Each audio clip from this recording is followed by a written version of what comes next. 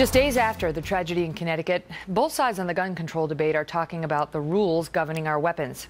And both sides have invoked the memory of President Ronald Reagan, who was, of course, shot himself by a crazed gunman. We're going to speak with his son, Michael, about it in a moment. But first, we want to get to Trace Gallagher, who's going to set the scene for us circa 1981. Trace? You remember, Megan, it was 69 days after he was elected president, or after he took office as president. He was walking out of a speech at the Hilton in D.C., and you cannot forget when he walked out raising his hand. Seconds later, John Hinckley opened fire.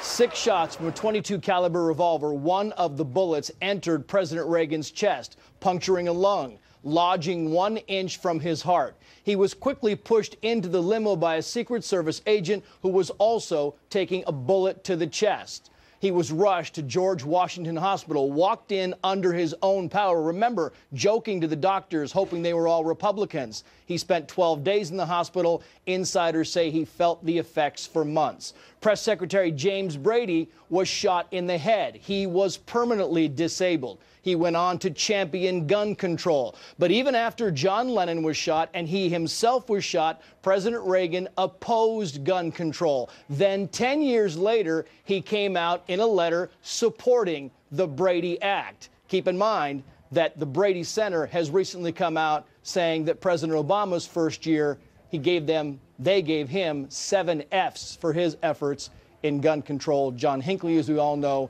maintains his residency at St. Elizabeth's Hospital in D.C. Megan. Trace, thank you. So where would President Reagan likely stand on this today? Here now to speak about it, his son, Michael Reagan. He is a political consultant and chairman of the Reagan Group. Michael, welcome back to the program. Good to be with you. Your dad had a unique perspective on this. As governor of California, right after he was shot, and then 10 years after he was shot. Take us through it. I mean, it's really interesting when you think about the day he was shot, and Mike Ludi, who was my agent in charge of my detail that day, and I said to Mike, Mike, how did you let this happen with all the Secret Service protection my father had? He says, Mike, we can train to protect the President of the United States, but we'll never be able to train enough to protect against the crazies. And that's what they thought of John Hinckley on that day, as we just saw, last Friday in Connecticut, the crazies that were there. My father was deeply affected. Not by the bullet that entered his chest. My father was deeply affected by bullets that entered other people with bullets that were meant for him. And I remember with my father flying back on Air One I think it was on Good Friday, 1988, back to Point Magoo, so he'd go to the ranch for the weekend. And my father counted out the number 9, and I said, what's important about the number 9? He said, in 9 more months, I'll no longer be president. I said, why is that important to you? He says, I can once again start going back to church. I said, you haven't been going to church regularly? He says, no. Ever since I looked out the window of that car that day and saw people laying in their own blood with bullets that were meant for me, I didn't want to put people in harm's way if I entered a room. So I have not been going to church on a regular basis, and that's what I'm looking forward to. I mean, growing up, my father probably owned what would be deemed today an assault weapon.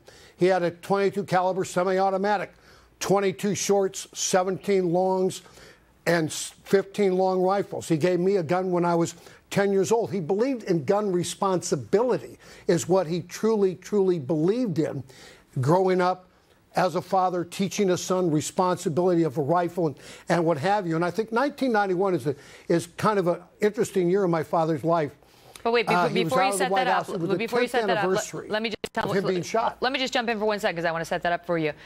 Because right after he was shot in 1981, he came out and said he hadn't changed his position on gun control, and said actually he still opposed gun control, and said he was a little disturbed of all the focus on gun control as an answer to the crime problem. At that time, 81, flash forward to 10 years later, 91, he's no longer in office, but the Brady bill is making its way through Congress. People are debating it, and he writes an op-ed that advocates in favor of that gun control bill and says, look, this legislation, this nightmare that happened to me might never have happened if that legislation, the Brady bill, had been law in 81. You take it from there.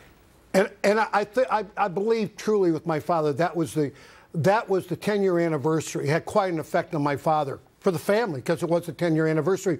And I think that was, and I remember being on the radio at the time, that was more of a blessing to James Brady, what he had gone through since 1981, the life he's had to live and what have you.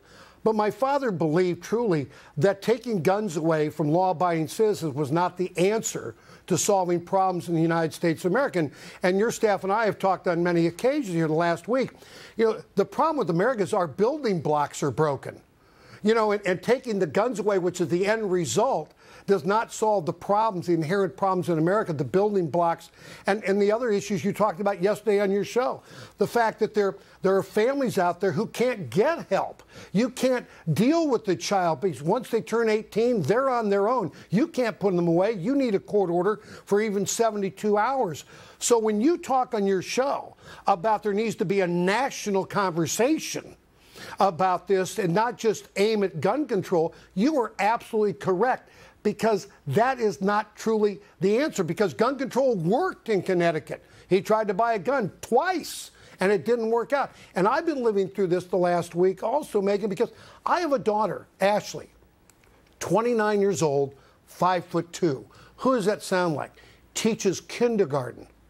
And she's been so affected by this, as so many teachers, I think, have been affected by this and what they're living with and going through. And what we need to do is find a way to protect the children. And that's putting a guard at every school. That would need to be done. That's where Ronald Reagan would be. He wouldn't be for saying, let's have gun control and take guns away from people. He said, let's put guards at schools and work on rebuilding the building blocks of America. Remember, it was my father who said, it all starts at our dinner table, not at the government's dinner table. Mm-hmm. But there is a question about whether Adam Lanza's mother, Nancy Lanza, would have had at least one of these guns if the assault weapons ban that was in place for 10 years had been in place today. I don't know the answer to that, but at least the reports say that two of the guns would not have been banned under that assault weapons ban, but that long gun, the AR-15, some forms of that were banned back on, in 94 Is the debate then how many children we're willing to lose? Is that the debate? I mean, look at John Hinckley, which you opened up this segment with. He had basically a pea shooter. How many bullets did he get off in a matter of time? All the Secret Service agents there were at that time, at that place with the President of the United States, he was still able to shoot 4 people and get 6 shots off without a Secret Service agent doing anything at that point in time. So are we going to negotiate how many lives? I mean, this seems to be where it's going here. How do you stop anybody from dying? Well, you put a guard at schools is what you do. Well, it's like you start with the question. You start with the question. That's going to be better than taking guns away from citizens. I think a lot of folks, you don't want to just deprive the madman of his weapon of choice. You want to control the madman in the first place. You want to identify him. You want to get him out of society. You want to get him help. You want to do something to curb or control the desire to kill. That's number one.